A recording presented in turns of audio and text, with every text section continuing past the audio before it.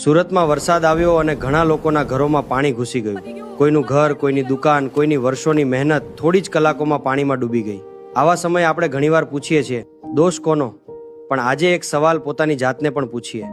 છેલ્લે જ્યારે આપણે રસ્તા પર પ્લાસ્ટિકની કોથળી, પાણીની બોટલ, ચિપ્સનું પેકેટ અથવા બીજો કચરો ફેંક્યો હતો, ત્યારે શું એક ક્ષણ માટે પણ વિચાર્યું કે કદાચ આ જ કચરો આવતીકાલે કોઈ ગટરને બંધ કરશે અને એ બંધ થયેલી ગટરનું કોઈના ઘરમાં જશે, કોઈ બાળકના પુસ્તકો, કોઈ વૃદ્ધની દવાઓ, કોઈ પરિવારની આખી કમાણી પાણીમાં તણાઈ જશે. ઘણા દેશોમાં પણ ભારે વરસાદ પણ ત્યાં લોકો કચરો રસ્તા પર ફેંકતા નથી, ડ્રેનેજની કાળજી રાખે અને નાગરિક તરીકે પોતાની જવાબદારી પણ નિભાવે. આપણા સુરતમાં પણ એસએમસી દ્વારા કચરો ઉપાડવાની વ્યવસ્થા. જો ક્યાંય ગટર બંધ હોય, રસ્તા પર કચરો પડ્યો હોય અથવા સફાઈની સમસ્યા હોય તો એસએમસીની ઓફિશિયલ એપ્લિકેશન, વેબસાઇટ અથવા હેલ્પલાઇન પર ફરિયાદ કરી શકાય છે. એક જવાબદાર નાગરિકની ફરજ છે. પૂર ફક્ત વરસાદથી નથી આવતું, ક્યારેક આપણી નાની બેદરકારી પણ એને વધુ ભયંકર બનાવી દે છે. ચાલો આપણે આજથી એક નિર્ણય લઈએ, કચરો રસ્તા પર નહીં, કચરાપેટીમાં જ નાખીશું.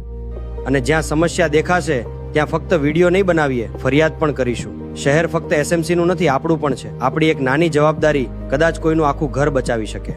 એક નાની વિનંતી, જો તમને મારી વાત સાચી લાગી હોય, આ વિડીયો દરેક સુરતવાસી સુધી જરૂર પહોંચાડજો. ચાલો મળીને સુરતને વધુ સ્વચ્છ અને સુરક્ષિત બનાવીએ.